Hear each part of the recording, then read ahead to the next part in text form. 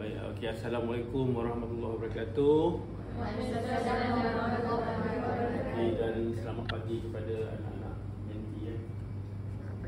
So seperti biasa, hari Khamis dalam ruang 1 jam ini kita akan bercakap tentang apa-apa isu yang boleh membantu kita untuk menghadapi kita punya kehidupan, karier kita sebagai seorang guru dan bakal guru. Apa yang nak saya sampaikan hari ini ialah berkaitan dengan isu posting. Isu posting, tetapi saya nak sentuh tentang apabila anda di tempat ke satu tempat baru, di situlah karier guru bermula. Okay. Anak-anak sekalian, jangan rasa selesa sekarang. Jangan berada dalam comfort zone. Tahu? Sekarang ni you all dah sampai semester berapa? 10 dah. Transition. Saya tak nak ada apa-apa isu besar berlaku. Elakkan. Pertama dari segi kemalangan ke, malang tak berbau, tapi kita kalau boleh kita cuba elakkan risiko yang awak akan hadapi. Itu sangat-sangat penting. Perkara ni dia boleh datang dengan tiba-tiba, tapi kita as a human, kita kena berjaga-jagalah. Itu dari segi isu yang fizikal lah. Isu-isu lain macam dari segi peperiksaan, kalau ada target yang belum dicapai. Kalau awak aim untuk kecemerlangan, buat yang terbaik. Awak ada peluang lagi untuk cemerlang di praktikum. Jadi jalanilah awak punya praktikum dengan baik. Itu merupakan peringkat terakhir praktikum tu sebelum awak dipostingkan. Itu dia kata ujian, test awak. Bila berada dalam komuniti sekolah, faham tentang tata cara dia, tata kelola dia sebagai seorang guru penolong, guru grade DG9 atau dulunya DG41. Dan bila sampai sana, nanti tugasan-tugasan yang awak akan hadapi samalah macam praktikum. Cuma praktikum tu awak fokus kepada RPH yang lebih detail, kan? Lepas tu awak tumpu kepada content knowledge yang kita panggil pedagogical content knowledge, kan? Awak gunakan pelbagai kaedah dalam satu PDP, applykan dari segi content, apply dari segi psikologi, awak punya sosiologi, tengok budak. Sebab kita nak membangunkan manusia, kan? Bukan nak jaga mesin tu. Mesin senang. Awak sekarang AI dia automation, the setting dia boleh bergerak 24 jam, kan? Tengok tak dekat pelabuhan Shenzhen tu, yang China tu, pelabuhan tu automation. Tahu tak automation apa? Automation tu dia dah assign lori dia, tanker dia, apa kan, semua bergerak tanpa ada pelanggaran.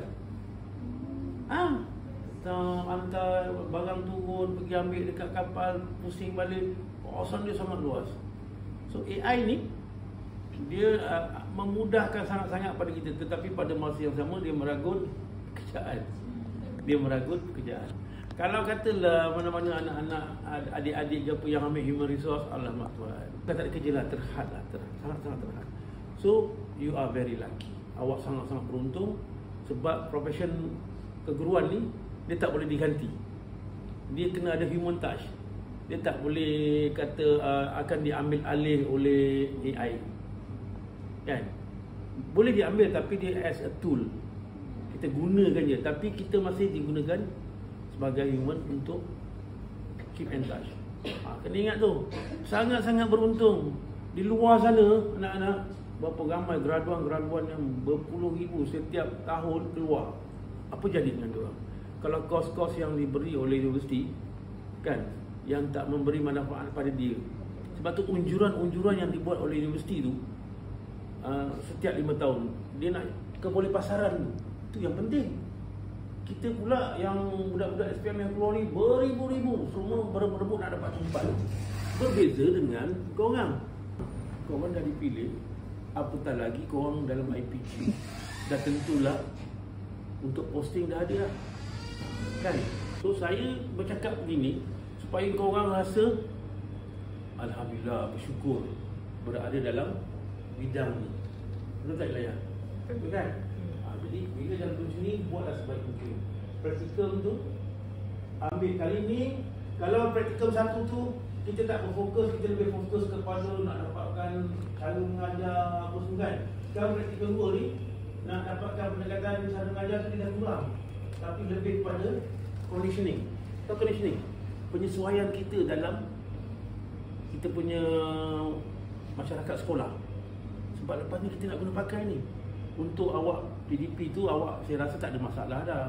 Cuma nak menambah kaedah kan. Nak tambah sikit apa-apa yang sepatutnya kita tambah kan. Sebab praktikum 1 dan praktikum 2 yang macam saya bagi tahu dulu, dia berbeza. Ada increment dari segi dia punya evaluation. Pengukuran penilaian untuk markah tu ada berbeza kan. Sebab kalau kau dapat A+ dekat praktikum 1, kalau guna kaedah ataupun mengekalkan perkara yang sama kepada praktikum 2, tak layak lah. Dia mesti dah ada pendekatan, increment. Macam itulah. Selesai saja praktikum dah ni, intern pula. Lepas tu nanti interview. Bila interview tu, untuk menti saya, berhubunglah dengan saya. Berhubung. Dan awak boleh banyak rujukan. Untuk penyediaan dokumen tu, banyak. Dia bagi tahu, dia tunjukkan apa reference, apa dia ni. Siapkan seelok sebaik mungkin. Sebab waktu sesi soal jawab, kita tahu tentang pengetahuan am, apa yang berlaku dekat Malaysia secara umumnya.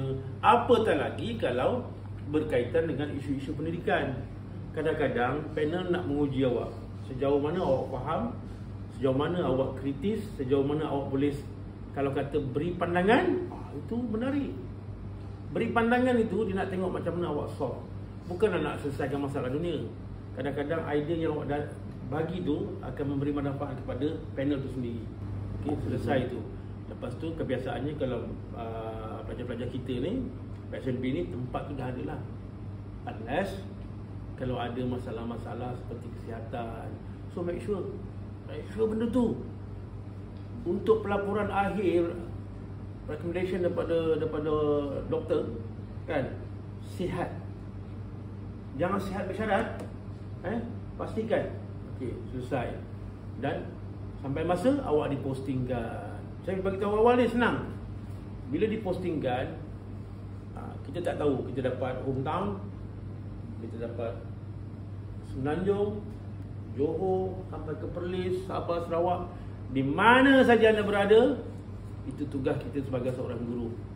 Yang mana kita dah tanda tangan.